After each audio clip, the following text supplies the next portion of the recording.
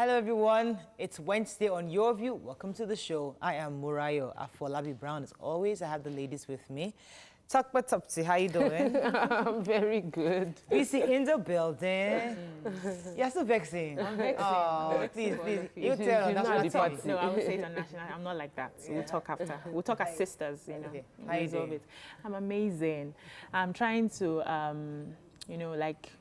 expand my business. Right. I'm trying to see how I can get Your business marketers. has expanded. Leave that matter. That hair business has already expanded. Leave that matter. You don't blow. No, we're still working towards it. So I'm trying to get marketers in. Right. So you just, for people who are looking for an extra source of income. Right. So you are able to, marketing. talk to somebody. If you can close a sale or get someone to buy, you get a commission. Right. And I'm not putting so much profit because it's a new business. I'm just focused on my turnover for now. And I'm willing to split my profits with people who can get in. So people have been reaching out to me. I hope we'll see the best of it. But I wanted to say, give a shout out to Fumilola Ajayi. She's one of the ladies from I think UK that sent you a gift for your birthday. Today is our 18th wedding anniversary. Hey, Happy wedding anniversary, Fumilola. God bless Thank you. you More so oil much. in Thank your you so marriage, much. more freshness. Yes, We yes, love yes. you. Thank you very much. God bless you. Topsy, how are you? I'm fine. I'm grateful to God. Yeah, all over social media yesterday, obviously, it was very obvious that I carry your birthday matter for head past yourself because I was in all the video. People were now commenting that assistant's birthday girl. But I just feel like everybody should focus on the fact that we have appointments with death. Everybody's going to die at one point in order. So let's celebrate each moment we have. Let's enjoy your day, enjoy your time, and sow as many good seeds as you can. If you're celebrated when you're alive, good. All over social media, everybody has been shouting out RDJ over and over and over again. And I'm like, this is the kind of ovation I want to have, the Ibidu Igudalo kind of ovation, the RDJ kind of ovation, that when you pass on, people will be telling their stories of you and how you impacted upon their life. I think that's what we should focus on. We can drink ginger, we can drink black seed, we can use Orishirishi, but just focus on the impact you're leaving, you know. Nice. Where we Today is go. Wednesday, midweek. Yeah. Anything happening? Anything? We should be asking you, are you not still getting messages? People are still telling you happy birthday on your behalf. I still got cake yesterday. Honorable. Honorable Osho. Oh, yes, he sent Lagos me, State, yes. sent me a lovely cake yesterday. I'm still getting gifts. And Ada Small also sent Ada you. sent, okay, assisted, you're already assistant. You know, I mean, You're still Mrs. in the Karim. Euphoria. Mrs. Karim, that sends us meat, but she sent me stuff also. I mean, I try to list out some on social media. I mean, I know some people are not on social media, but I have to thank everybody for all their love, support. And I mean, I was overwhelmed totally. I said, Brown just here. I'm just like, I just thank God. You know, it's all just favor and grace, and I thank God for it. So how's 40 like? Give us some, what's happening? In the other room, what's happening? Beautiful. I hear from 40 in the other room it's a whole different ball game. So what's honestly, we've been quite tired. Other room hasn't started work yet, so maybe very soon by God's grace. But for now, we're still trying to recuperate. You know, everybody was cleaning the house yesterday. Yeah, you know, I can imagine the whole mess and all. I mean, I'm just so grateful to God, and it's been an amazing experience. I thank God. You know, the reason why we wanted to hype this birthday, that reason did not happen. But I thank God. Matter. But I thank God that, you know, the average Nigerians were the ones that shared that shared that experience with me, and they shared that day with me in different ways. Yeah. That for me is valuable than gold, more valuable than anything else. So I appreciate God for that. Let's go on a break. It's Wednesday. Yes, we have quite a bit to do. Magu is trending. I mean, that's a topic we need to discuss. Stay with us. We'll be right back.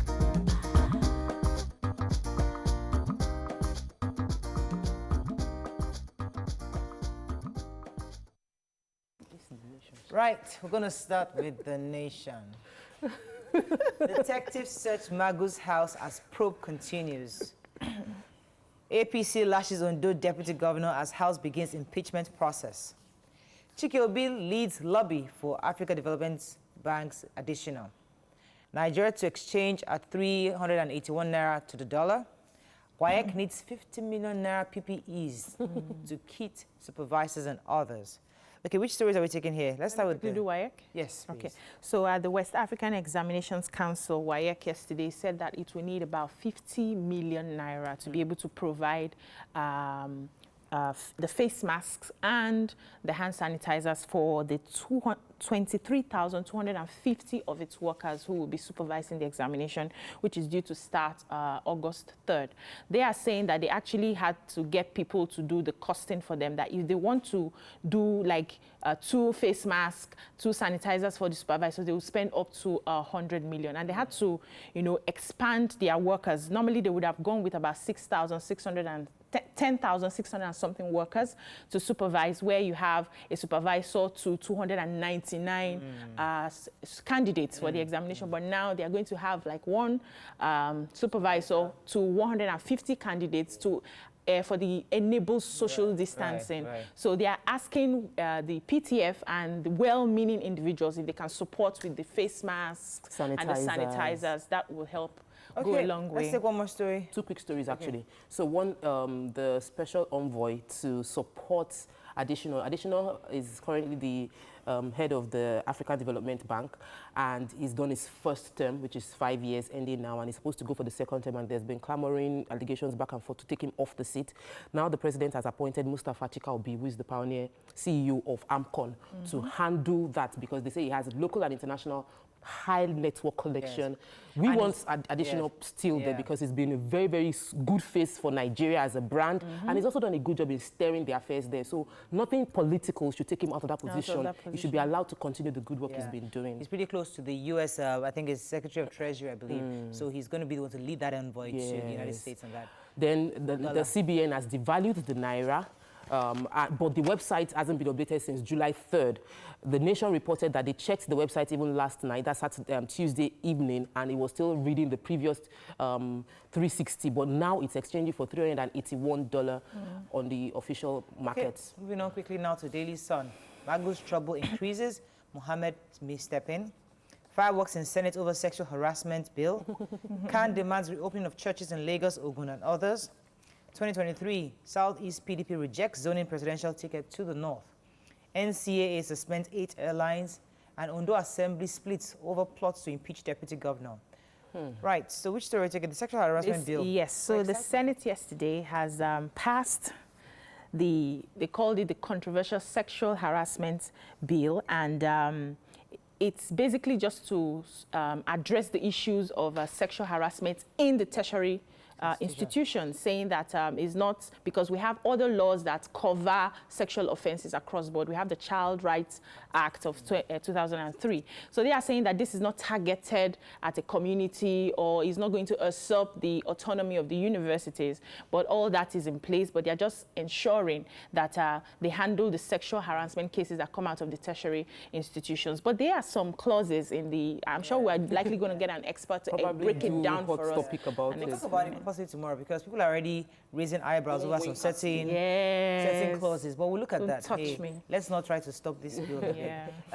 So on those states, the deputy governor, remember last week or 2 weeks ago, decamped from APC to PDP, which was his former party, and he said because there have been underground issues between himself and the governor of Ondo State.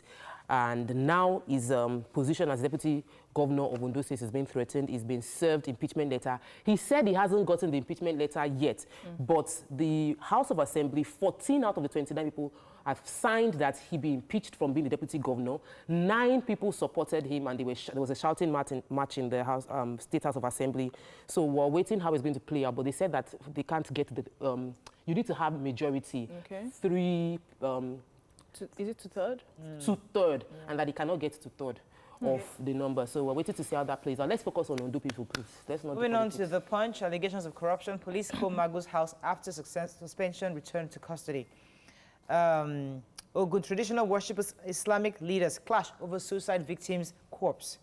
774,000 jobs. Kiyamu adamant as Ngigi apologizes to senators. Medical Guild faults Lagos for sacking 30 health workers. Lightning strikes 7 cows dead in Osun. Kwara Governor Chief of Staff dies. Buhari Abdulrazak mourn. Continued closure of churches no longer justifiable, says Khan. And WAEC releases guidelines for 2020 WASE. Okay, let's start with the human interest story. Yes, so there was a clash between Islamic leaders and traditional worshippers over the death of a 32-year-old man. His name was Jamil, Mohammed Jamil. So he is an electrician with married before, but divorced. He has a child, and so he committed suicide. I think he died by hanging.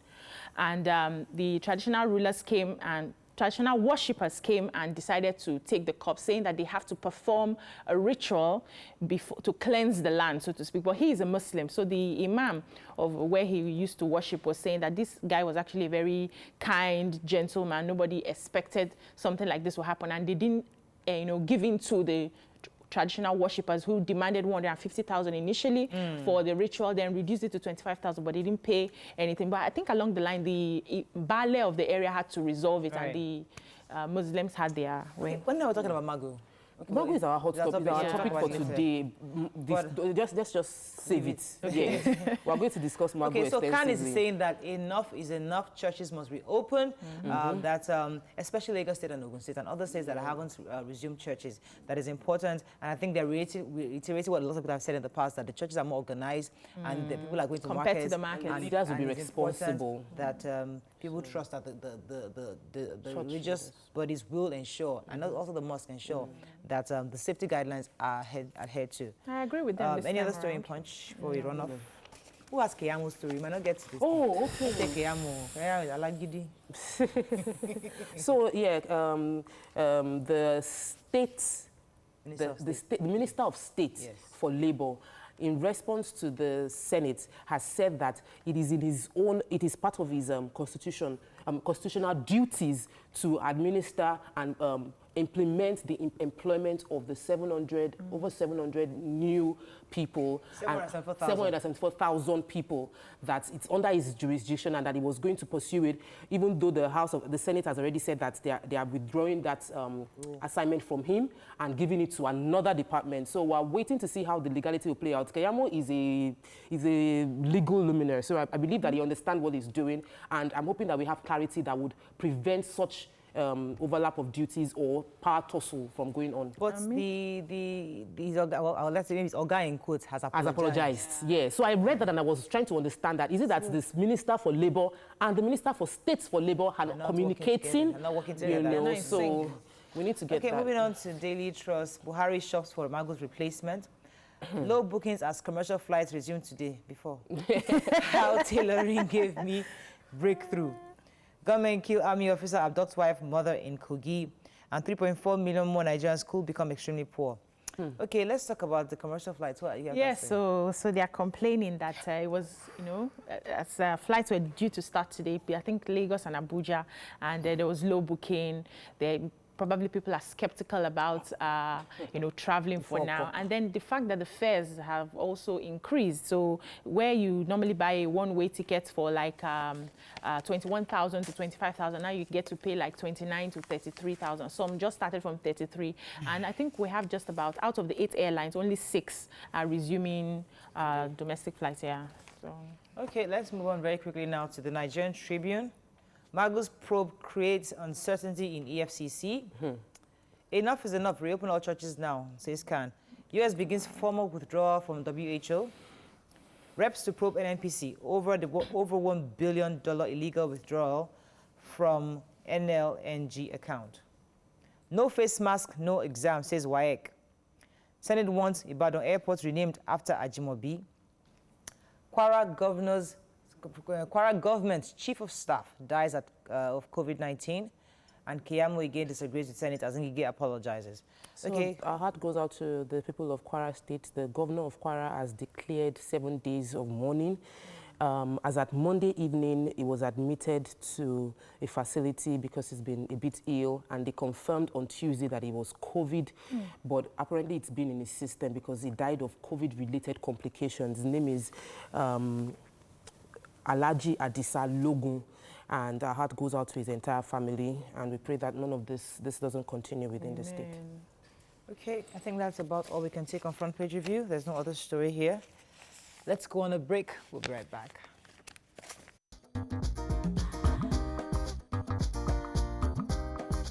Stay tuned. Your View will be right back.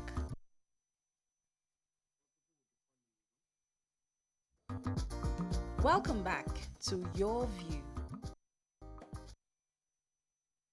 Thanks for staying with us. So, according to reports, the Economic and Financial Crimes Commission, EFCC boss, Ibrahim Magu, is currently being investigated over allegations of corruption leveled against him by the Attorney General and Minister of Justice, Abubakar Malami. He was also suspended by the President to allow him to face the probe panel investigating the allegations of corruption. Joining us on the show to get some clarity is a senior advocate of Nigeria, Mr. Femi Falana SAN. Good morning, sir. Are you there? Good morning, sir. Are you there? Mr. Falana. Yeah, can you hear me now? I can hear you now very clearly. Good. All right, so the Magu story, I'd like to start with Femi Odekunle's position. Femi, who is a member of PACAC, that's the Presidential Advisory Committee Against Corruption, was saying that these allegations brought against Magu, according to, let me quote him, says it seems like an outcome of power play by power blocks in the corridors of power in which Malami appears to be an arrowhead or a major agent. In your view, do you agree with him that this could be a corruption fighting back? Well, Professor Femi Odekunle is a member of the Presidential Advisory Council Against Corruption. To that extent, he may have information that I do not have. As far as I'm concerned, when allegations of corruption are involved, I'm never entertained by allegations of political motivation. I believe that anybody who has been accused should address the allegations frontally with a view to his own reputation. So I would not want to join issues, or I don't want to comment on any alleged political motivation as far as this investigation is concerned. Right. Okay. All right, sir. So according to the papers this morning, an EFCC source said that Magu actually went to the panel with a lot of documents to, show and to answer questions of, answer the accusations that's been levied on him or against him. But so far, no questions were asked regarding that. So how do we ensure that he's being judged fairly? How do we ensure justice right now if they're not even asking questions of the accusations at the moment? Well, because the panel of inquiry set up by the president is headed by a retired president of the Court of Appeal, who is adjudged to be a man of integrity, the Honorable Justice Ayo Issa Salami. I would love to believe that Mr. Magu will be given the opportunity to defend each and every allegation leveled against him. So I don't think we should prejudge issues. I believe that he has gone there with the bundle of documents with a view to challenging or giving his own response to the allegations. So I believe that he will have a fair opportunity to put his own case across. Okay. So, sir, but people are questioning the legality of a panel. I'm wondering why wasn't he just tried straight in court if there's a detailed account of him having some, if there's a detailed proof of allegation, they should just take him to court. Why set up a panel when there is a legal structure on ground to deal with the situation? What's the legality of the panel? And isn't it a waste of resource? The president is empowered to set up such an inquiry by law. And so the president has exercised his powers under the relevant provisions of the law. Some of the allegations do not border on criminality. I mean, one of the allegations is insubordination. That has nothing to do with the criminal code or the penal code. So for that reason, the allegations are being looked at holistically. Okay. And if at the end of the day, criminal allegations, if there is a prima facie case that some crimes have been committed, including corruption, the president may then decide to send it to the appropriate agency, Right. with a to further investigate or if there's indictment, Right. put the EFCC acting chairman on trial. Mr. Falana, let me tell you what my worry is. My worry is this is not the first time we're seeing this. I mean, practically all the other heads of EFCC, starting from, is it Rabiu? No. We had Waziri. Yeah. We had quite a number of them. They've all actually left ingloriously.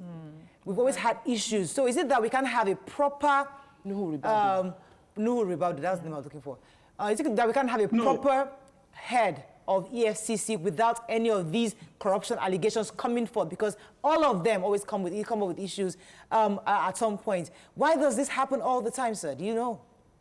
Well, I think you have to examine each of the exits of the 4 chairmen that the EFCC has had individually. You have to look at them individually.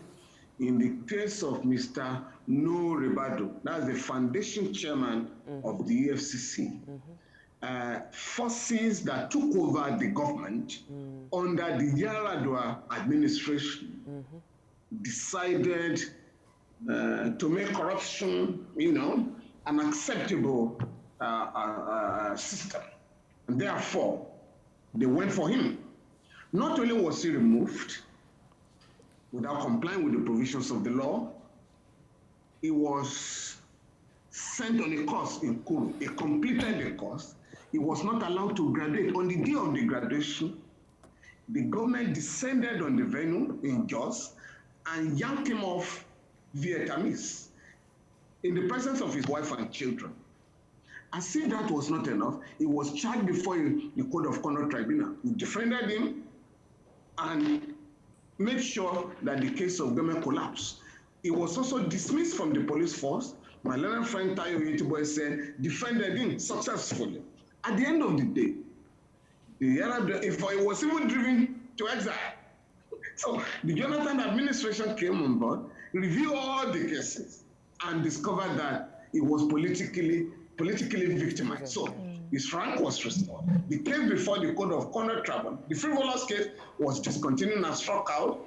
And, like I said, his rank was restored as a retired Assistant Inspector General of Police. So there's nothing new.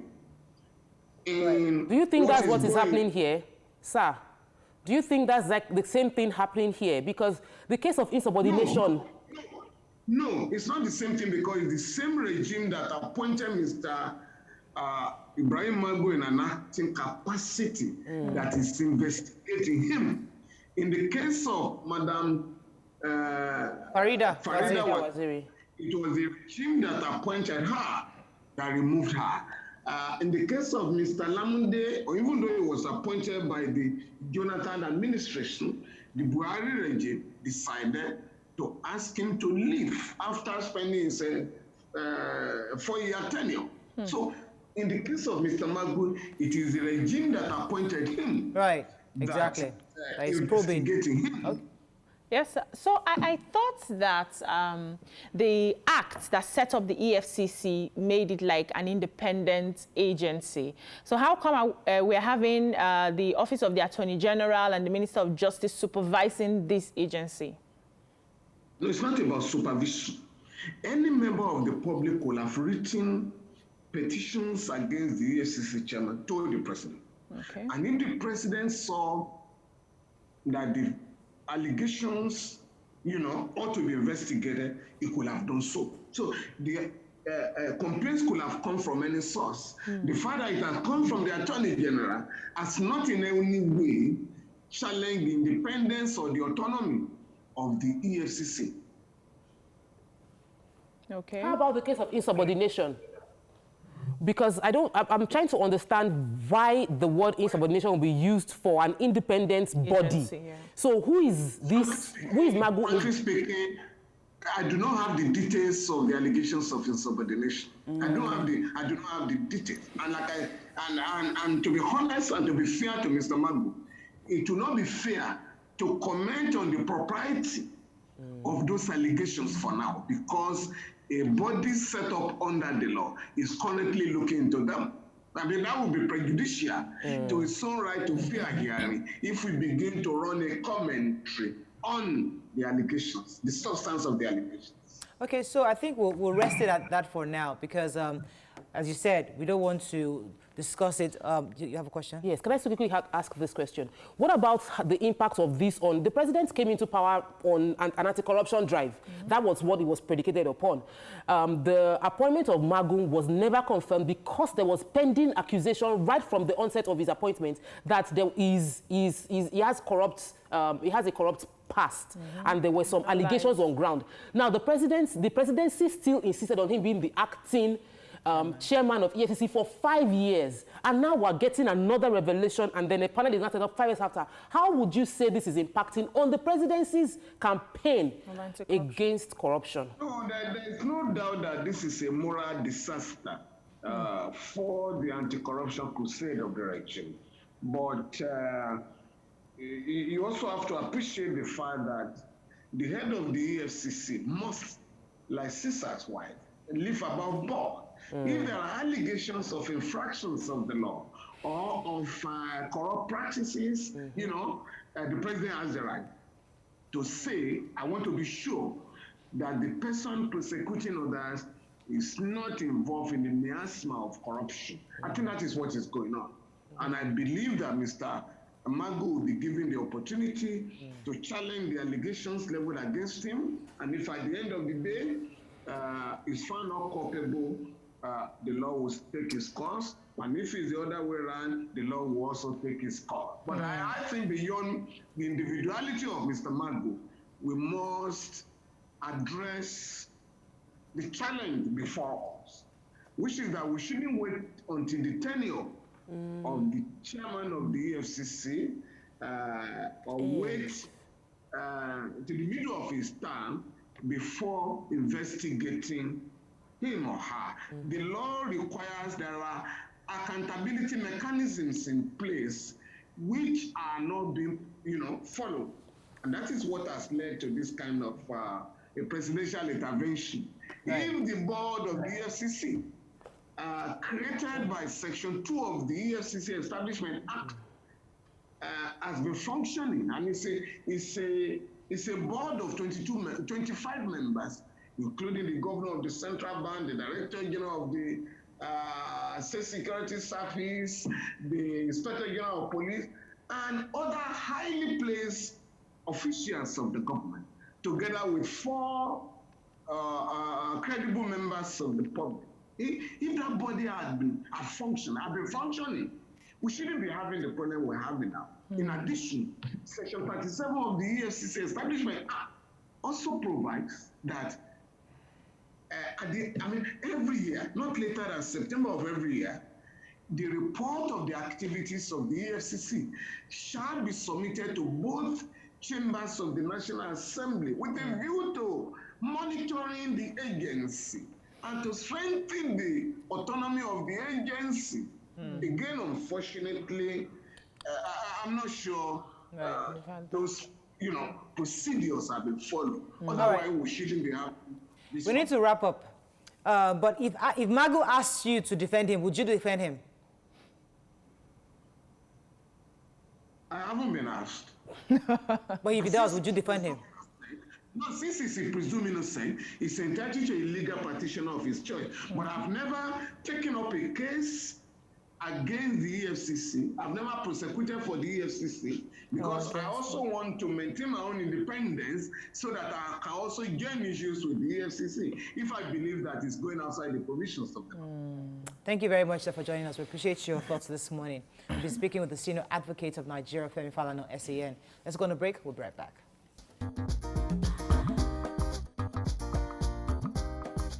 Stay tuned. Your View will be right back.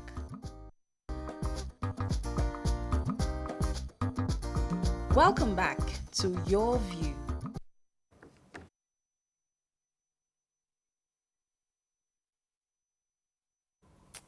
Thanks for staying with us. So recently, the Lagos State Governor, Babajide Sanwo-Olu, has announced that both public and private schools will resume on August 3rd, 2020, after over 3 months of being shut down due to the coronavirus pandemic. According to him, the resumption is only for pupils in the graduating classes.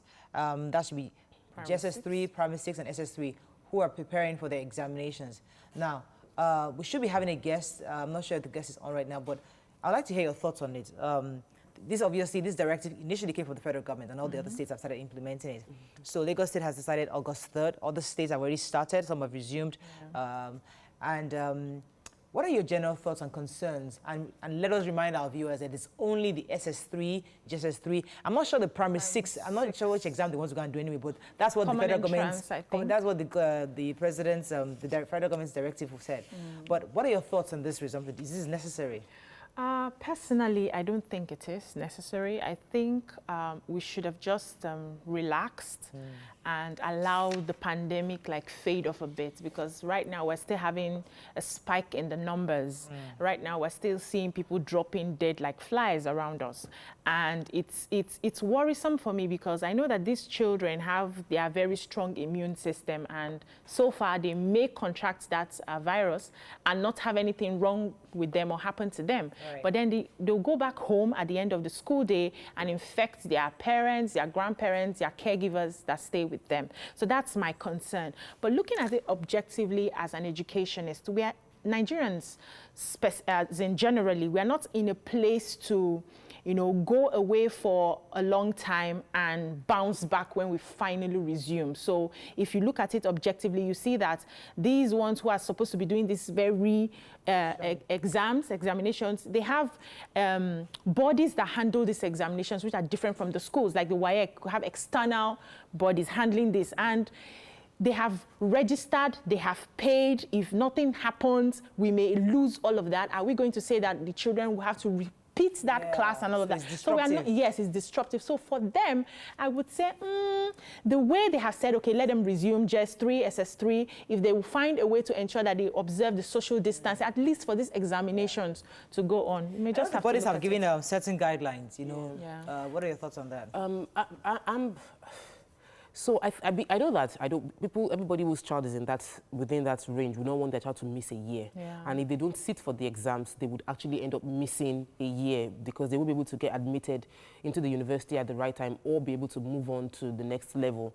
However, I question the ability for them to pass, because we already have a case where the failure rate is really high. The last WAEC exams recorded failure rates that was more than before. So my worry is these children have been sitting at home for 3 months.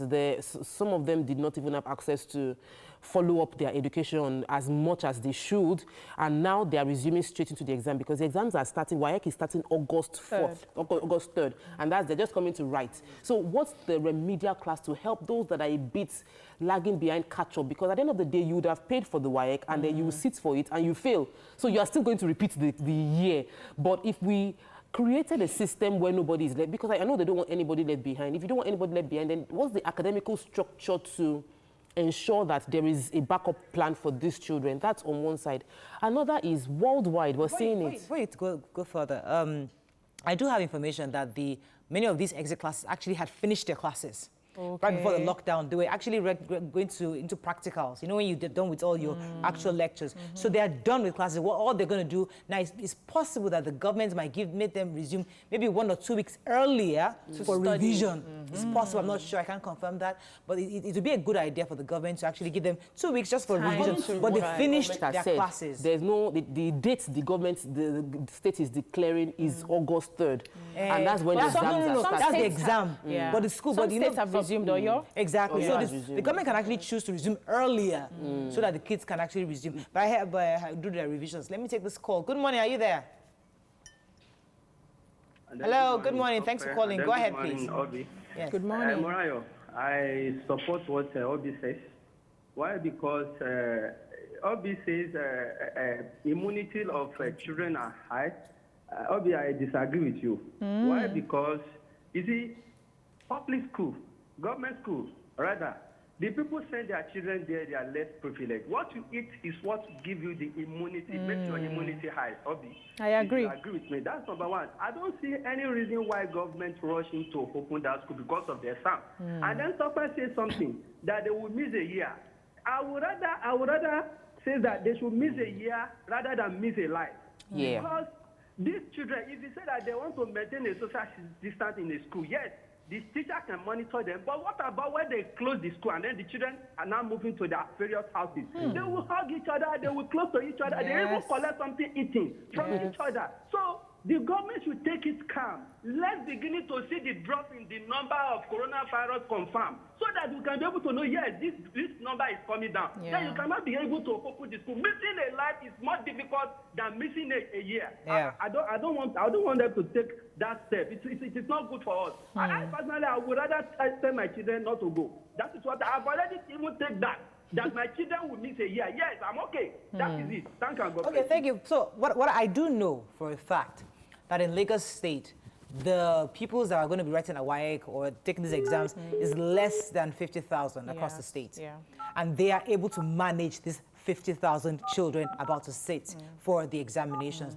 And they're putting structures in place to ensure that there's enough distances within the classrooms, assigning teachers, and ensuring that the face masks are being provided for every single, I think a part of the guidelines that was provided, is that everybody must have a face mask. Interestingly, there must be buckets to wash their hands.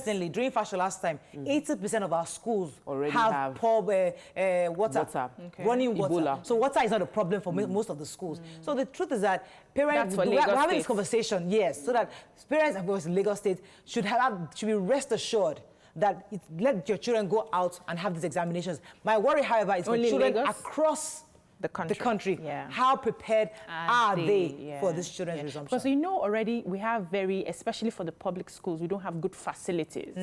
We don't have the sick bay. There are a lot of amenities that are supposed to be in the schools that we do not have. So releasing them, the only thing is because is not the whole number that will be resuming, we may find a way to manage it. But I wanted to also say that Kenya, for instance, have said no schools will resume till next year and everybody will repeat a class. My question would be, if all the people who are supposed to write in exams do the examinations, what about the other classes? Are they going to move automatically to the next class next year? Or you're right. Are they going to all repeat with those that may fail from this? I don't know. I would assume, I am not in the system, but I would assume that Term 1, Term 2 examinations can suffice for promotions. I would assume so. But I can also understand you not wanting the children's their educational plans to be disrupted. Yes. That's why the government is considering this opportunity to do the examinations. The entire world is disrupted. The entire world was disrupted. And we have a challenge on our hands. The hospitals in Lagos, the federal facilities are saying that they don't have capacity to handle another upsurge in this number. People are complaining that even, I know for Abuja, that, there's a case of someone that died and there was a record of it on social media that the person didn't have COVID. The person wasn't feeling fine and they went from hospital to hospital, but nobody accepted because they were worried that if you have COVID, don't bring it in. So our health sector cannot handle any spike in numbers. And it's undeniable. Every model worldwide has shown that when they open and relax a bit more, you would have a spike in number. When we opened the banks and all of that, there was a spike in number. Yeah. When we opened, in the US, as they are opening up, the numbers are spiking. So the likelihood of numbers spiking with this resumption in school is very high. Is the Lagos State government, do they have enough facilities? The test results still take over for some 10 days to a week to get out. So we're not really ready for this, and no sentiments should be allowed. No sentiments. For me, I'm not really ready. I'm not releasing my children to resume school till next year. All right, well, let's go on a break. When we come back, because I want us to be very clear. The schools have not resumed at all. Yeah. I have a daughter in because parents are getting agitated. Yeah. Schools are not reopening. Yeah. And after they finish the examinations, you lock your children and back into your houses. Yeah. That's it. But stay with us, we'll be right back.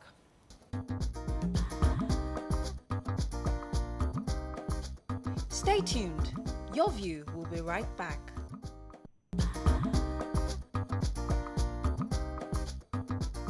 Welcome back to Your View. Thanks for staying with us. So joining us on this conversation is an educationist, Pamela Umebwani. Good morning, madam. Good morning, Mariah. How are you all? Good to have you on the I was show. watching you on television. I didn't expect a call. Yes, because it's a bit delayed, so you have to listen to me, not the television. It's important, yes. Right, Well done. Thank you so much. Great. What are your thoughts on the resumption of these exit classes to prepare for the examinations on August 3rd? Yeah, well, the thing is that I'm saying things that everybody already that are obvious, but we are well, let me take it in three different in areas. For instance, the first thing is the anticipated spike, which maybe it started happening, maybe it hasn't. The government has challenges, basically. Our private schools have been off, well, all schools have been off for like 4 months. The private schools, somehow most of them have been doing online learning, which is not the same. Not everybody accesses that, I know for sure. Government schools, it's not feasible because the facilities, the infrastructure, these are all terribly basic challenges the government hasn't really faced. Now, you're saying that the exam classes should resume, which is the grade 6, JSS3, SS3. They're resuming to do exams. It's more than exams. Learning takes place based on a curriculum. The curriculum hasn't been covered effectively. Then you talk about safety, social distancing, the streaming, safety of the staff, the numbers of pupils, simple things like power, running water in public schools. What have we put in place? I'm sorry to say the government, Lagos State has bought radios. How is that going to help, or how has that helped? So I just think when you consider the exit classes only resuming, what will happen to the teachers? Are they all going to be tested? Will it only be the teachers or exam classes resuming? Who's going to check the infrastructure and the of the schools and the facilities? It's really sad in a way. But if you look at it this way, a government school, for example, has about 30 classrooms per building, and they're going to spread out these exit classes across these classrooms. So you might be having about maybe maximum 20 people per class. Really. That's even too many, yeah. Don't you think that should make parents be rest assured that the kids will be safe in the schools? Well, this thing is more than, in other schools, in other countries, it's not just the Ministry of Education. There should be all other ministries involved, so they work hand in hand. You know what I mean? So it's a medical thing as well, because I call the COVID pandemic the unseen enemy. It's there, it's still there, but we can't see it. So that's why it's so hard to deal with it. So these children have been at home. Yes, okay, spread out the children. Are we going to have all the facilities to keep them safe? That's my question, because in Nigeria, what happens mostly is we put things in place, but the actual implementation is often compromised, if you don't mind my saying. Right. Yes, because there are so many schools, a lot of schools. We're in a group that go around trying to see how we can help the, basically the infrastructure of government schools. Some have no roofs, some, dirty floors. I don't know. It's more than just classrooms. Right. Okay. It's more than just classrooms, and I think it's. I don't know. I don't blame the government in a way, because all of us have children at home, and the children are the future of our nation. Right. So education is key, but it still sort of points to the lack of focus and what shall I say, investment in the educational sector in this country. Okay. Yes. So personally, I do not think that schools are ready, even for the examination classes, because I haven't heard where they said we've shipped 500 or 500,000 face masks to schools. We are distributing hand sanitizers to teachers and all of that. So I don't think we're in that space. But I want to ask you this as an educationist. Do you think that if we, take back the resumption, even for the examination classes, do you think we're in a place where at the end of the day, probably we resume by January, we'll be able to adjust our curriculum for across boards for the students. Do you think Nigeria is in that place where we can, find a way to work on it so that we say, children, go and stay at home till January. Let's even see where this pandemic leaves us. It has been an option. That was an option that, educationists have thought would probably happen or maybe should happen. Okay. That is, shift everybody's academic year calendar till January. Make it completely safe. You see, in order to plant a seed, you have to till the soil. We haven't done that. We're just trying to pander to pressure, obviously, of parents and the society. Granted. So if we shifted it to January, it was January to December before, then it became, obviously everybody knows September to July. But yes, curriculum can be adjusted. But the basic thing is safety of the children, the basic thing. And I think we're doing a roughshod, yielding to pressure. Pamela, let me throw this at you. I mean, I sincerely worry that we keep going back to this brick and mortar education framework. The truth is, yes, we're saying next to January. What if January happens and pandemic is still there? So I think educationists generally should be looking beyond the four walls of the room, of the classroom. Oh, yeah, education now should come. So, and also we must consider that there are poor people. So the private sector are able to educate their children. But those in the public schools is my own major concern. How do we teach these ones and ensure learning is carried out even when they don't have access to the online learnings? That's the issue. That is it. So you see, the problem is in other countries, we copy a lot. In Europe and in America, the online learning is easier because, there's a curriculum. There's a national curriculum, and every school follows that, okay? Then they're all hooked on to supposedly free Wi-Fi. But in Nigeria, even within private schools, I know for a fact, not every parent can afford to hook on because our data system here is pay as you go. So when parents started going back to work, not all, and you have more than one child in the house, you leave one phone for one child, a laptop for another, it's not the same. Education affects the whole child. It's not the same. I agree that yes, we can do online, you can use Zoom, you can do Google Classroom. Yes, schools and educationists are looking forward to that is going to be an option. But let's say the other day some schools did an online a test. But everybody in the house, the grandmothers, the mothers, helped with the children. Answering the questions. It was just like a multi-choice. So how do you test learning that way? If let's say this goes on beyond September, January, it's not.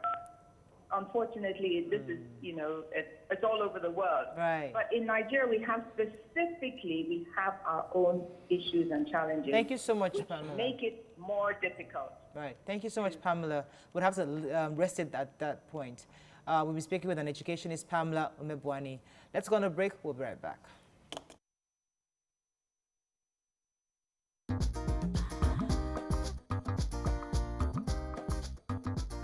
Welcome back to Your View. Thanks for staying with us. We're moving on. We're going to pay a special tribute to a great man who always gave his best, Richmond Dyer Johnson. Known as RDJ, he was a teacher, a mentor, and a boss to many of us. He will always make a call to correct you in the most polite way, teach you how to speak properly. This is a man that raised us, especially the ladies of Your View, and he deserves nothing but honor. For those of you that know RDJ, you can call us to share your thoughts or express your tributes to him. You can call us on 070-806-6814. You can also tweet us at TVC Connect. Please hashtag YourVTVC so we can read your tweet. I heard of his death on Monday, and it was actually, maybe they kept it from me, but throughout the party, I had no idea. And it was towards the evening, pretty late, that I think it was Akande that broke the news.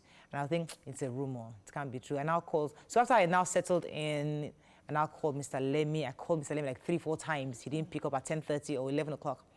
I was trying to confirm, but by morning, I then started seeing posts, and I knew it was true, and it was a very painful experience. I'm going to call for a clip just to show you an idea who this great man was. Please watch this.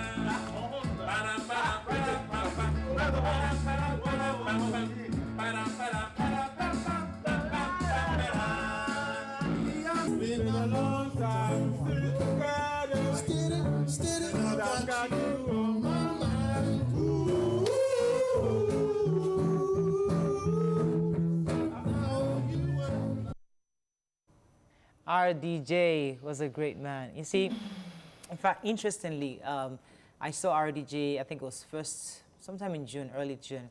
And I was saying, that, Oga, all your family members have gone back to, when I say family members, I mean UK citizens. They've all gone back to their country. They're given a special prize. Oh, no, Mariah, I'm going to stay here. I'm going to stay in Nigeria. And I think, really?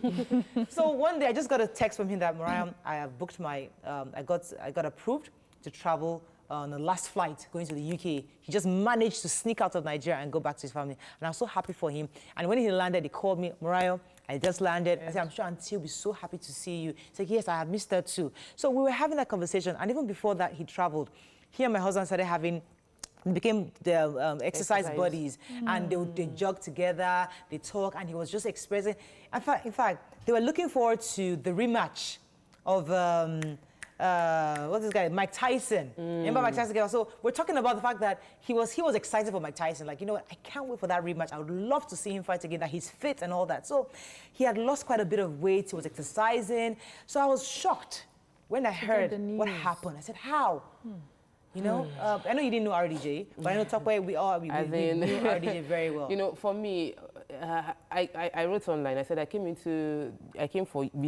auditioned me for the show. We had a conversation in his office then, and it was of the opinion that I heard him speak, and you know, he lived in England for 30 years, so he has the accent. And I was like, I don't have accent. Like, I'm not trained. And he just told me, he said, no, we don't want you to speak. I don't want that. One of the things he detests on the airways is that people speaking fake accent and all of that. I just talk normally the way you are. And then we went live, and there was still we were very, very. We were rookies. We were rookies, and people were murmuring within the TVC here that, oh, these ladies, this show, they gave them this opportunity. These people shouldn't be on TV. They're not broadcasters. They're not all of that. And RDJ heard all of that. And rather than just sit back, he didn't condemn us. He called us together and said, I will train you guys every Friday back to back. Free training. Teaching us how to read. This is how you read the paper. This is how you go up. This is how you go down. Emphasizing the words. As in, he was investing in, it was free. He invested in us. This is a man that trains governors, presidents, and yet he took our time to train us. We were not anybody. We were just on TV for the first time. I never met him, but there was a particular day that he called in, and he was so articulate. I was wondering, who is this person? We were like, okay, that's the guy that has been training you before. I was like, he was just so, and he sounded so knowledgeable about a lot of things. You could feel that this person is more like a father. And I never met him, but I felt that. He was a father to many of us. I think YK is on the phone. YK, you want to lend your voice to this? Yay! I heard about it, yes, I was so shocked. You know, we had just been texting on Tuesday. On Tuesday, I sent him pictures of my grandkids and everything, and he would say, oh, they're beautiful. In fact, I almost quarreled with Bolaji when she posted it on the group, on our WhatsApp group. But, RDJ, no, I mean, that guy, he was a wonderful person. Yes. So, you know, he had left TVC for like 3-4 years. Right. And we all still got in touch with him. Everybody, he came to my grandmother's funeral. I mean, that's how he was just such a caring person, such a caring, and you see, I just loved the way he took everybody and he trained every single one of us. Yes, he did. Yes, he did. You know, in our English, in our pronunciations, he took it as a project. And guess what? Somebody in TVC said to me, are you people going to pay tribute to Ivy? Because you people are his project. Yes, he left totally. radio and come and face you people. So you better, I said, we cannot watch. Yes. We cannot pay this tribute. RDJ, he was a wonderful, wonderful person. You know, thank you so much, YK. RDJ was sharing his testimony with me a few weeks back. He had issues. I think he had a surgery, an eye surgery. And the reason I'm sharing this was that he was able to get the best Richmond Dyer Johnson, known as RDJ. He was a teacher, a mentor, and a boss to many of us. He will always make a call to correct you in the most polite way, teach you how to speak properly. This is a man that raised us, especially the ladies of your view, and he deserves nothing but honor. For those of you that know RDJ, you can call us to share your thoughts or express your tributes to him. You can call us on 070-806-68014. You can also tweet to us at TVC Connect. Please hashtag your TVC so we can read the tweet. I heard of his death on Monday, and it was actually, maybe they kept it from me, but throughout the party, I had no idea. And it was towards the evening, pretty late, that I think it was Akade that broke the news. And I think it's a rumor, it can't be true. And I called, so after I now settled in, and I called Mr. Lemi, I called Mr. Lemi like 3-4 times. He didn't pick up at 10:30 or 11 o'clock. I was trying to confirm, but by morning, I then started seeing posts, and I knew it was true, and it was a very painful experience. I'm going to call RDJ, was a great man. You see, in fact, interestingly, I saw RDJ, I think it was sometime in June, early June. And I was saying that all your family members have gone back to, when I say family members, I mean UK citizens, they've all gone back to their country. They're given a special advice. Oh, no, Mariah, I'm going to stay here. I'm going to stay in Nigeria. I'm like, really? So one day I just got a text from him that, Mariah, I have booked my, I got approved to travel on the last flight going to the UK. He just managed to sneak out of Nigeria and go back to his family. And I was so happy for him. And when he landed, he called me, Mariah, I just landed. I said, I'm sure Auntie will be so happy to see you. He said, yes, I have missed her too. So we were having that conversation. And even before that, he traveled. He and my husband started became the exercise buddies. And they jog together, they talk, and he was just expressing. In fact, they were looking forward to the rematch of what's this guy, Mike Tyson. Remember Mike Tyson? So we're talking about the fact that he was excited for Mike Tyson. Like, you know what, I can't wait for that rematch. I would love to see him fight again, that he's fit and all that. So he had lost quite a bit of weight. He was exercising. So I was shocked when I heard what happened. I said, how? You know, I know you didn't know RDJ, but I know Tokwe, we knew RDJ very well. You know, for me, I wrote online. I said he auditioned me for the show. We had a conversation in his office then, and it was of the opinion that I heard him speak, and you know, he lived in England for 30 years, so he has the accent, and I was like, I don't have accent, too. Like I'm not trained, and he just told me, he said, no, we don't want you to speak. I don't want that. One of the things he detests on the airway is that people speaking fake accent and all of that. I just talk normally the way you are. And then we went live, and there was still we were very, very. We were rookies. We were rookies, and people were murmuring within the TVC here that, oh, these ladies, this show, they gave them this opportunity. These people shouldn't be on TV. They're not broadcasters. They're not all of that. And RDJ heard all of that, and rather than just sit back, he didn't condemn us. He called us together and said, I will train you guys every Friday back to back. Free training, teaching us how to read. This is how you read the paper. This is how you go up. This is how you go down, emphasizing the words. As in, he was investing in, it was free. He invested in us. This is a man that trains governors, presidents, and yet he took our time to train us. We were not anybody. We were just on TV for the first time. I actually never met him, but there was a particular day that he called in and he was so articulate. I was wondering, who is this person? We were like, okay, that's the guy that's been training you before. I was like, he was just so, and he sounded so knowledgeable about a lot of things. He was, you could feel that this person is more like a father. And I never met him, but I felt that. He was a father to many of us. I think YK is on the phone. YK, you want to lend your voice to this? Yay! I heard about it. Yes, I was so shocked. You know, we had just been texting on Tuesday. On Tuesday, I sent him pictures of my grandkids and everything, and he would say, oh, they're beautiful.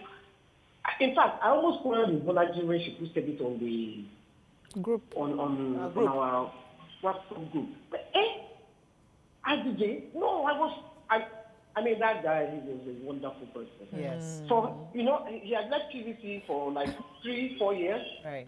And we all still got in touch with him. Everybody, he came to my grandmother's funeral. I mean, that's how, he was just such a caring person. Such a caring, and you see, I just loved the way he took everybody and he trained every single one of us. Yes, he did. Yes, he did. You know, in our English, in our pronunciations. He took it as a project. And guess what? Somebody in TVC said to me, are you people going to pay tribute to us? Because you people are his project. Yes, he left totally. radio and come and face you people. So you better say, we cannot watch.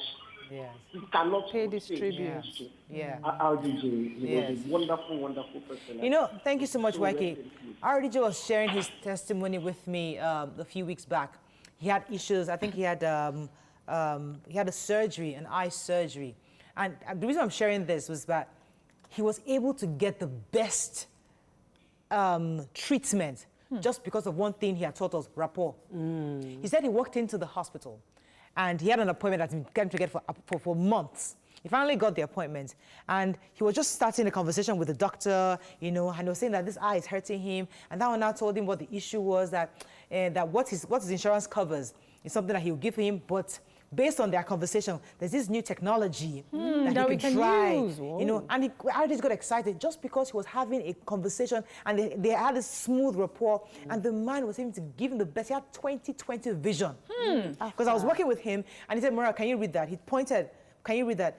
I was struggling. And he told me exactly what it is. My vision is 20/20. I mean, so he was so excited and he was enjoying life. He was so happy. He was sharing testimonies of different things that happened to him. He loves his family. He loved his wife. He loved his children. You know, he was the kind of man that stayed. This man took his family every year for vacation. Like, it was a family tradition. I mean, I'm talking like I'm part of his family. But that was how much we knew.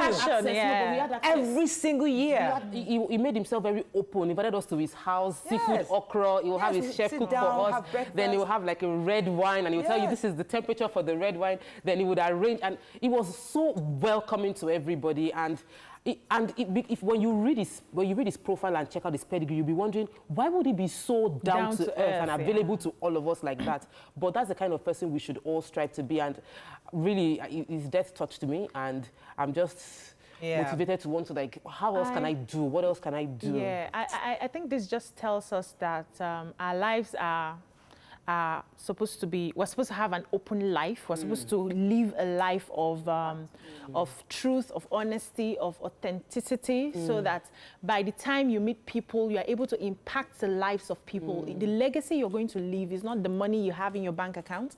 It's not the private jets that you have all over. It's the impact on the lives that you have met. So when you go, what will people say about you? Look at all the good things people are talking about, saying about this particular person. That is what we should work towards, so that you're not just living for you, me, myself, and I just want to amass, I just want to have. What impact are you? Nobody is bothered about how many houses he has now. We're not asking how many houses, how many cars he has. We're not asking the cars or houses. While people are sharing their personal encounters with him and how it changed their lives. Oh, fantastic. He had a nickname for almost everybody. Yes, Foxy. Foxy. Foxy. He would call like 5 times. Foxy. I said, okay, I've heard you now. Why Foxy? I don't even know where it came from.